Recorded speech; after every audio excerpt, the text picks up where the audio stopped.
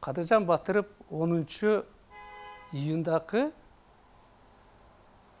улуттардын кагылышына түздөн түз тиешеси бар деп ошол боюнча соттолгон. Мен баса белгилеп кетейин.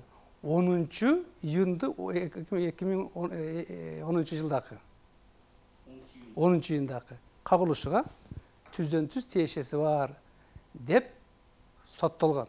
Биздин адилеттүү соттор ошону соттогон. Бирок кээ бир адамдарды жаманатта кылыш үчүн алар жанакыдай маалыматтарды чыгарттырып атат. Бул бирөөнүн суранычы же түрткүсү менен.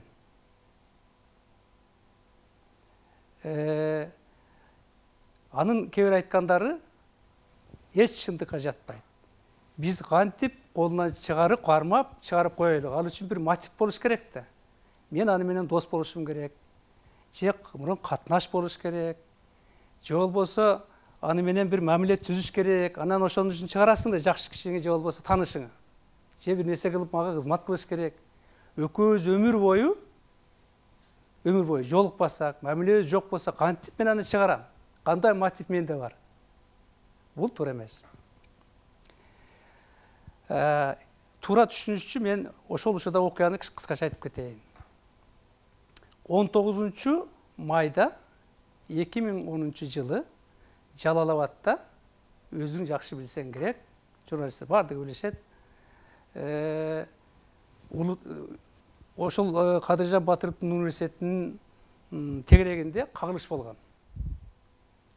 Улуттар арасында эки тарап болуп кагылышып, бизге маалымат жеткен, ошо мындай түшкө чейин, анан биз вертолеттер таялап түштөн кийин учуп барганбыз. Ал убакта Бакыт Алымбеков комендант деп аны кошо ала барган.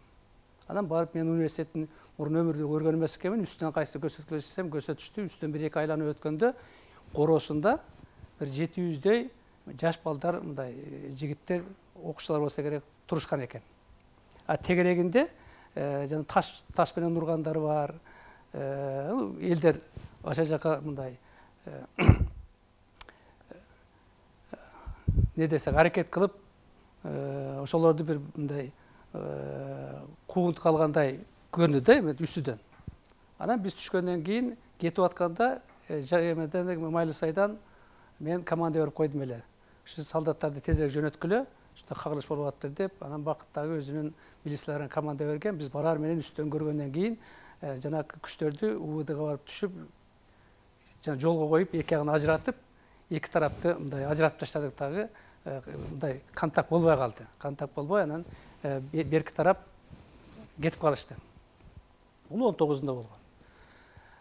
Мен ошондо өз милдетимди аткарып не кылышым керек? Бул жагдайды бир тынчтык алып келиш керек да. Ошон үчүн ар адамдар менен, аксакалдар менен чыгып туруп, жергиликтүү бийликтердин жетекчилери менен сүйлөшө баштадык. Ошентип сүйлөшүп отуруп, мага маалымат беришти. Эртеси 20-сында Тел Торуда бир 10 миңдей адам чогулат экен, Исмаил Сакович деп. Анда аны да алдын алайлык деп, Сузактын акимине мен команда бердим. Бул түнү менен болгон. Давай тез аранын ичинде айыл өкмөттүн, депутаттарын, жана өзүнүн аппарат иштерин чогулткун десем, айтты, Исмаил Сакович кеч болуп калды. Мен чогултасам бир саат эртең менен 4-кө гана чогултам деп калды. Түнү менен иштеп. Мен айттым, 4 болсо 4 болсун, биз уктабайбыз, азыр укташ болбойт. Деп анан саат 4-кө 20-сында ошо чогулттук да. Чогултуп, алар менен сүйлөшүп, сурандым мен, эми урматтуу туугандар, энилер, агалар, бийликте отургандар, элди барып аялал кыдыргылагандагы митингге келбей эле коюшсун, анын кажети жок. И так мир бизде хрупкий болуп атат, ошо негизинде бизге тынчтык керек деп жакшынакай сөздөрдү айтып, алар тарап кетишти. Ошодон эртең менен саат 5-ке жакын штабка келдик биз. Штабка келсем, Сабиров менен бир ушул МВДде иштеген полковник деп айтышты, экөө отурган экен. Анан алар менен учурашып, эмне келдиңер десем, бизди Бишкектен жөнөтүштү, сизге жардам берген деп. Абдан жакшы болот, андай улуттарга барып айткылагын, кереги жок чатактын. Биз азыр мына маселени иликтейбиз, тактайбыз, анан кийин күнөөлөр өздөрү жооптон алышат деп жакшынака сүйлөшүп турсак, бир убакта мага айтып калды. Исмаил Исакович, ошол чатакты далилдей турган материалдар бар, көрүп койбойсузбу деп. Мейли, кантип көрбөйүн? Апке, көрсөткүлө десем, карап туруп, бул жерде аппарат жок экен, 5 эле жер, ошого барып көрүп койбойсузбу деп. Эч бир жаман ой жок, бул менин милдетим. Анан кийин болуптур деп комендант Бакытты Алымбековду алып алып, машина түшүп бардык. Анан барсак, бир воротон ачты, кирсек, бул университет экен. Жана Кадыржан Батыр. Анан жана лестниктен чыгып кетип атканда 2 киши мени тосуп алды. Анан тосуп алып, саламатсыңарбы деп биз менен учурашып, бир айтып калды, мен Кадыржан Батыров деп. Мен ошондо Кадыржан Батыровду биринчи өмүрүмдө көргөнмүн мындай жакын. Анан алар мен айттым, кайсы жерге барабыз көрсөткүлө деп шашып, себебин эртеси жана митинг болуп отурган. Анан барсак, студияга баргандан кийин жанакы эмесин коюшту. Койгондо, албетте, алар өздөрүнүн татканын көрсөтүштү. Мен Бакытка секиришип барып айттым, бул эми бир тараптык экен деп көргөндөн кийин. Бир тарапта ошо тышкы жана ташырып аткандарын, анча-мынча жанакы курал көтөрүп жүргөндөрүн тартып алышыптыр. Ал баары телевизордон көрсөтүлгөн. Анан сүйлөшүп отургандан кийин айтып калды, мени ушинтип күнөөлөп атышат. Бизде эч күнөө жок. Дегенде мен айттым, күнөөң жок болсо, анан кийин ал сурап калды, мен эмне кылышып келем, четке бир чыгып кетпей кетсем окшойт деп. Анан мен ошентип айтып аткандан кийин кайтып эле, ай анда абдан туура болот. Чыксаң чыгып кеткин. 2 ай жүрөсүңбү, 3 ай жүрөсүңбү, баары тынчтык алганда ордуга кайтып келесиң анда деп ошол сөз айтылган ал убакта. Бул 20 май 2010 жыл. Барып бүткөндөн кийин айттым, мына материалыңарды укук коргоо органдарына бергилегин, биз экинчи тарапты дагы угушубуз керек деп. Бул бир тарапта, экинчи угушун деп чыгып кеттик. Ошо ойдо мен Кадыржан Батыровду бүгүнкүгө чейин көзүм менен көргөн жокмун. Эми Кадыржан Батыров 2010 жылкы июнь айына тиешеси бар деп соттошсо, 20 майдагы сөздү булар берип, анын кандай тиешеси бар? Эгерде мейли, биз айткан азыр өзү айтып атпайбы, ошо суранды эле деп айтып атат. Мейли суранды деп айтсын. Эгер ошондо чыгып кеткенде, бул бүгүн качып жүрбөйт эле да. Темсилеванда 5 июнда эмнеге Бишкекте жүрөт? Мына Текебай айтпады, 5 июнда Алмаз Шаршенович үйүнөн тамак ичкен, экөө сүйлөшкөн деп. Видеоңарда болсо керек, ал кече дагы суроолорго жооп бере албай койбодубу? Кийин айтам дегендей кылып, туурабы? Демек, бул эмнени билдирип атат? Бул атайлап барып, муну айта бергиле. Бул элдер мүмкүн маңкурт, келесо, баарына ишене берет деген ой менен өздөрү маскара болгонун билбей айтып атышат да. Биздин элибиз даанышман акылдуу эл. Андай айткан бул туура эмес. Мен канча жолу басып берип бергилейм. Кыргыздын эли өтө акылман эл. Алар унчукпай, мындай кайрымдуулук менен жүрө беришет. Уга келгенде гана туруп көрсөтүп коет. Мына ошентип бүт этип, эми ошо 20 майдагы сөздү Исаковдор ушундай суранга, биз сурангыдай адам ким алмага? Өзүнүн сөзүнө ошентип жооп айтып койдук. Жакшы болот эле андай деп.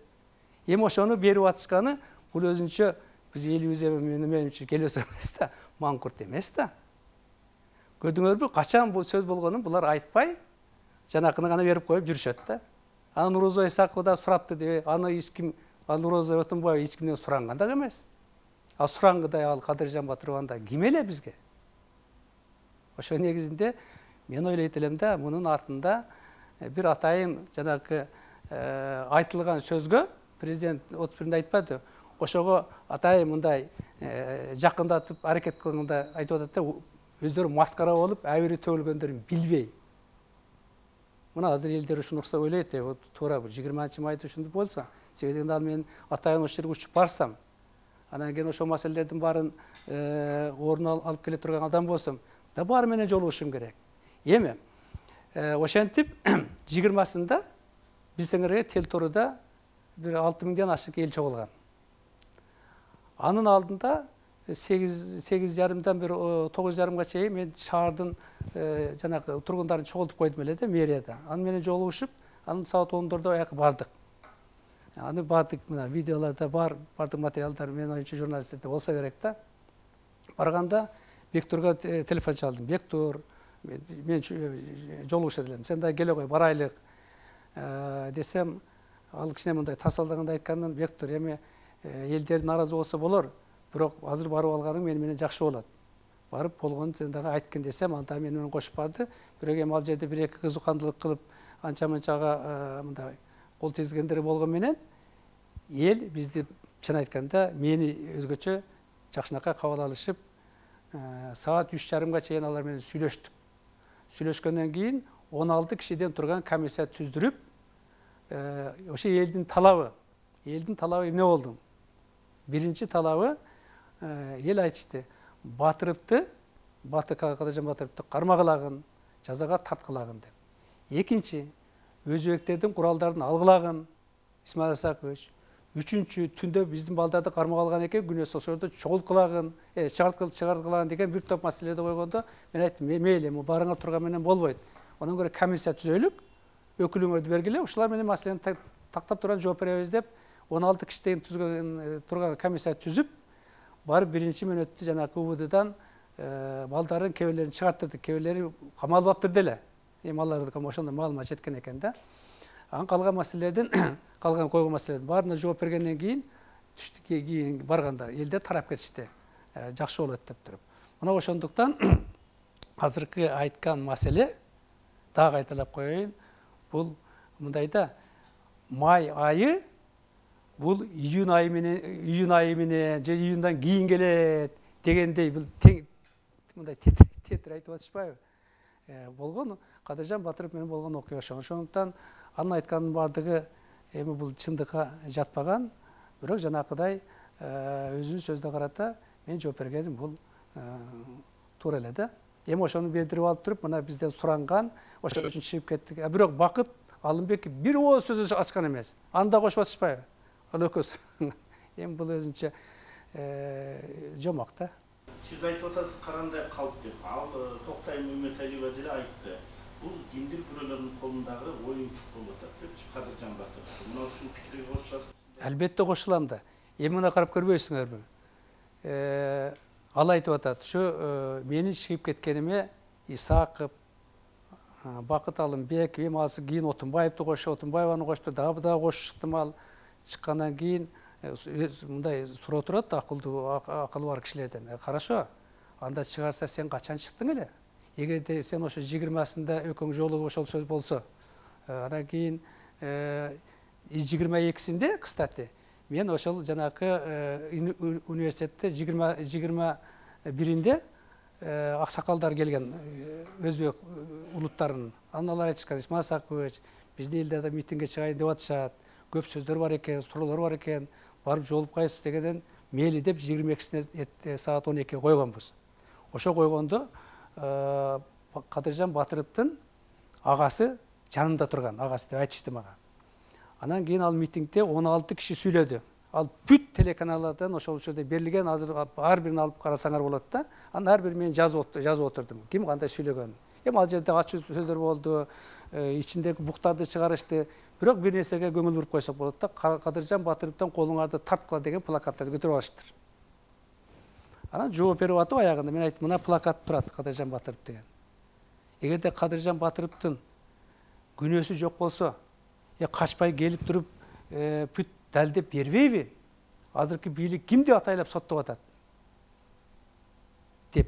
Ай кыйын экен ошондон, тем более мен кетип атканда айткам, материалдардын баардыгын укук органдарына тапшыргыла, биз экинчи жак угайлык деп. Экинчи жак уккандан кийин 21-inde мен совещание өткөргөм кечкурун. Саат 19:21-де укук органдары менен. Анда ал убакта прокурордун орун басары Рыскул Бактыбаев деген өз жигит зам генеральный прокурор болчу, ошо түштүк тейлеген.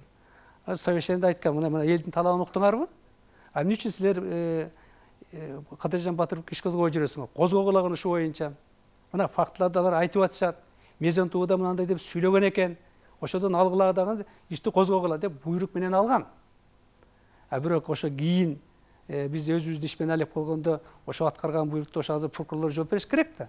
Эмне үчүн ошо буйруктарды аткарган эмес, ким аларга тоскоолдук кылды, ким токтоткула деп буйрук берди деген.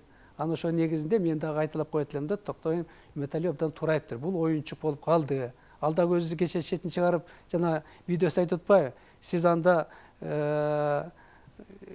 Текебаев айткандай, каякта элеңиз, эмне аны чыгып кетсеңиз деп. 20-сында, 21-inde чыгып кеттим деп айтты, туурабы? Ооба. Анда чыгып кетсе, ал кайтып 5-июнда темселеп эмне жүрөт? Ошо негизинде мен оюмча бул оюнчук эмес. Бул атайын сураныч. Бирөөнүн өтө чоң суранычы, биз сени кечиребиз, сен ушинтип күпүлдөп айта бер. Анан кийин биз бул жерде бүт массалык маалымат каражаттары менен буларды күпүлдөтө беребиз. Бирок бир айткан жок да, бул качан окуя болгон деп. Анан 20-майдагы окуяны 10-июнга салыштырган, бул эми өзүнчө күлкү да.